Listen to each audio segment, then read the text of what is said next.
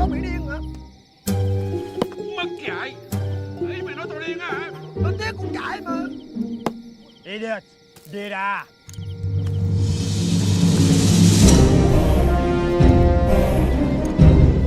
Thank you.